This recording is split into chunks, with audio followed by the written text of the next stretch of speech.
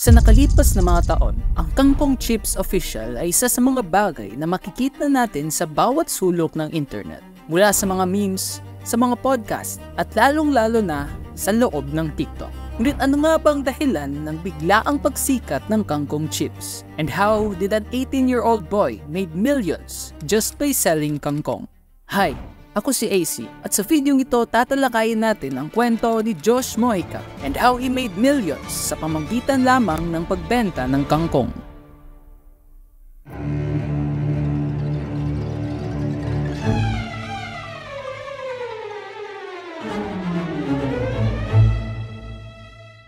Born in a middle-class family, Josh Mojica was never really interested sa pagkakaroon ng sariling negosyo. In fact, he was never even born in a family of entrepreneurs. Lumaki si Josh Mojica na walang kinikilalang tatay at ang nanay niya naman ay minsan lamang sila nagkikita dahil nagtatrabaho ito sa malayong lugar. Kaya ang mga nagpalaki lamang sa kanya ay ang dalawang tao na pinakamalapit sa kanyang damdamin, ang kanyang lolo at ang kanyang lola. When Josh was young, all he did was play video games and watch some videos all day. At sa loob din ng paaralan, Josh Mojica was a troublemaker and spends most of his time sa guidance office. At dahil makulit nga na bata si Josh, hindi siya masyado nakaka-focus sa school. But he wanted to have a balanced grade, so he decided to become the school's photographer and videographer. And that's when he got a brilliant idea na he could have a balanced grade in exchange na he would do all of those services for free. At nang dahil dito, everything was going well for Josh Mojica. Pwede siyang maglaro ng computer games buong araw pag walang klase,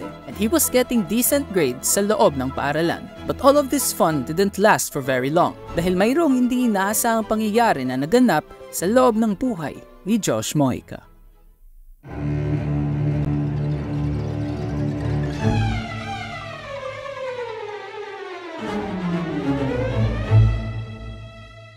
Just when everything was going well in his life, may dumating na hindi kaaya-aya sa buhay ni Josh. Sa panahong ito, Josh Mojica was around 16 years old at biglang gumuho ang mundo niya nang malaman niyang mayroong sakit ang natatanging mentor at role model niya sa kanyang buhay. At ang dahil wala silang pera para mapagamot ang kanyang lolo, sa kasamaang palad, dumating ang araw na binawian ito ng buhay. But not without giving his last words patungo kay Josh na ginamit niyang inspirasyon sa mga sumusunod na mga tao. Ito talaga yung huling last words niya sa akin. Last words niya, Josh, mahirap ang buhay, akala mo ba? Kaya wag mong mabahan ng pangarap. Ginanon niya ako, man, out of nowhere.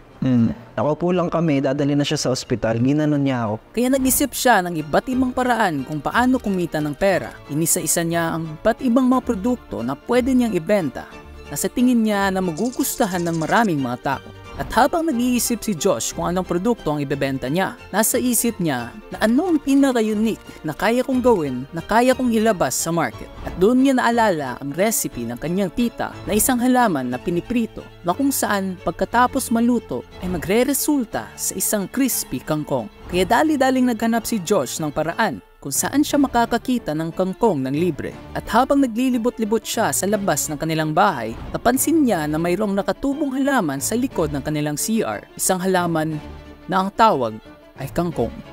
Sinimulan niya agad ang kanyang negosyo. Pumunta siya sa kanyang computer at gumawa ng sticker at logo. At kinabukasan, bumili siya ng packaging para sa kanyang kangkong chips. At dito na nagsimula ang paglaganap ng kangkong chips ni Josh Mojica. Araw-araw nagluluto siya ng kangkong chips at pinenta niya ito sa kanyang mga kaibigan, kamag-anak at iba pa niyang mga kakilala. At kahit na walang mga order na pumapasok sa kanyang negosyo, patuloy pa rin siya sa pagluluto ng kangkong.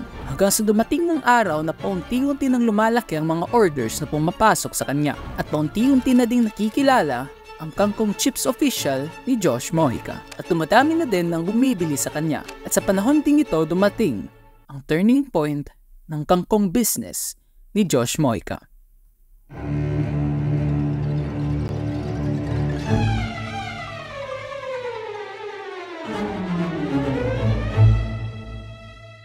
Habang busy si Josh sa pagluluto ng kangkong, may biglang nag-message sa kanya na hindi niya inaasahan. Ito ay ang sekretary ni Senator Ping Lacson. Nag-order ito kay Josh ng 10 pieces na ipapadala daw sa Manila. Laking gulat ni Josh nang nalaman niyang dumating na pala sa Manila ang kanyang produkto. Sabi ko, saan po deliver? Manila. Sabi ko, wow, nakaabot na ng Manila yung produkto ko At nang nabigay na ni Josh ang 10 pieces, di nila inaakala na sobrang sarap pala ng produkto ni Josh. Dahil 1 linggo lamang nakalipas, ay nag-order ulit ang sekretary ni Ping Lacson. Ngunit sa panahon ito, hindi na 10 piraso ang in-order nila, kundi 500 pieces ng kangkong chips. Laking gulat ni Josh Mojica sa sobrang daming in-order nila, kaya dali-dali siyang naghanap ng mga kasama para gawin ito. Makalipas ang 5 araw, natapos na din nila ang 500 pieces ng kangkong chips at pinadala agad nila ito sa Manila. At nang matanggap na ni Ping Lacson ang kangkong chips, hindi talaga niya mabigilang mag-tweet ng "My office ordered delicious kangkong chips as part of our Christmas basket giveaways from this 17-year-old entrepreneur from Cavite who started this business to help his parents after his lolo passed away last June. I don't know him, but I'm so proud of him. Hats off." And that's when everything started to change para kay Josh Mojica. Dahil ang tweet na pinost ni Ping Lacson ay nag-viral at nasagap ng iba't ibang mga news outlets at nagresulta din ng pag-interview nila kay Josh. Ako si Josh Mojica at kumikita ako ng 7 figures income kada buwan dahil sa kangkong chips business. At nang dahil din dito, biglang tumaas ang demand ng kangkong chips official at tinagsa ito ng mga tao. At nang dahil din sa pagtaas ng demand nito, dito din naisipan ni Josh na dumagdag ng mga empleyado kaya nag-hire agad siya ng 100 tao para tulungan siya sa paggawa ng kangkong chips. Hanggang sa hindi ko na po kinaya, January 1, ang nangyari po, kumuha na po ako ng 100 employees sa community ko po, kung saan po ako nakatira. 18 years old, may 100 employees na siya. Yes po. But as time goes by, habang palaki ng palaki ang perang pumapasok kay Josh, parang may napansin ang iilang mga tao sa kanya. Why does Josh Mojica have to act like that? Like he would act all serious sa social media, kaya siya nasasabihang mayabang. Loosen up dude, hindi sa'yo umiikot ang mundo. Huwag kang masyadong magseryoso. Ika nga, money amplifies personality. Tingnan niyo yung Josh Mojica, mas naging mayabang. Pero mayabang nga ba talaga si Josh Mojica? O sadyang hindi lang talaga matanggap ng mga tao ang mga sinasabi niya sa social media?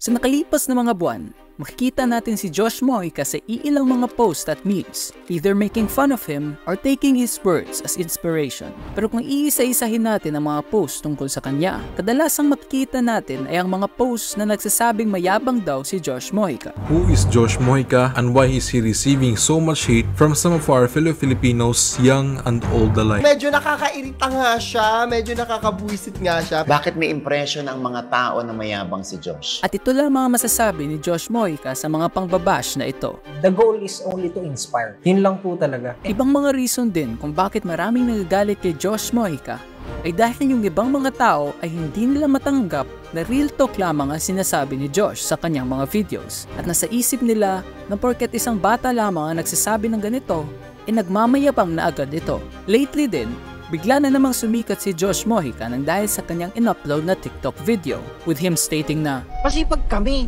di kami tamad, di kami kagaya mo. Yun yung nagsiseparate sa ating dalawa. Kaya kung ikaw tamad ka, huwag mo kausapin. dito mo talaga makikita kung anong pinagbago sa tao pag yumaman na. La, ikaw nga tong biglang kumausap sa akin. Ba't kita kakausapin, itinatamad nga ako? While most people see this as insulting dahil bigla na lamang daw silang minura ni Josh at tinawag na tamad kahit wala naman silang ginagawa. All I see is someone who wants to motivate the youth.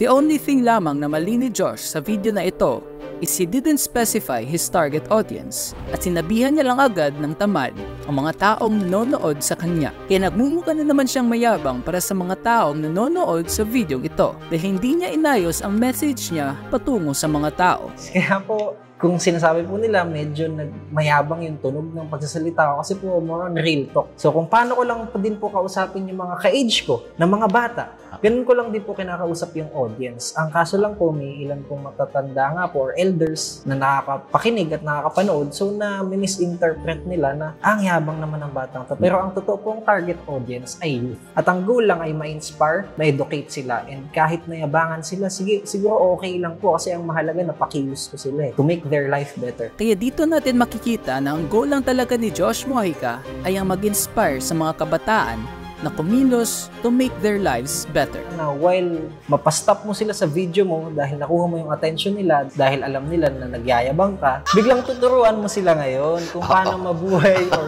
kung paano bumawi sa mga magulang nila, paano maging ganitong klaseng anak, paano maging batang negosyante, paano yumaman ng maaga. So, yes, we can say na strategy po siya. And all I can say sa mga taong nagyayabangan kay Josh ay hindi lamang nila matanggap ang mga real talk na kanyang sinasabi, kaya naman baka natatapakan ng mga ego nila dahil mayroong bata na mas successful pa kesa sa kanila. In the own words of Josh Mojica, he said, Pero alam mo ba, Stoy, mula nung naging ganun yung image ko sa social media, wala pa ako ni isang successful na nakausap o nakasama sa isang lamesa na nang maliit sa akin. Yes. Para ito na nga ang tanong ng karamihan, mayabang nga ba talaga si Josh Mojica? Or online personality lamang niya ang pagiging mayabang para inisin ang mga tao? Hindi po talaga ako mayabang. Lalo na po pag na-meet nila ako sa personal, baka nga po ako po yung unang mag-reach out sa kanila at mag-hi or makipagkamayan.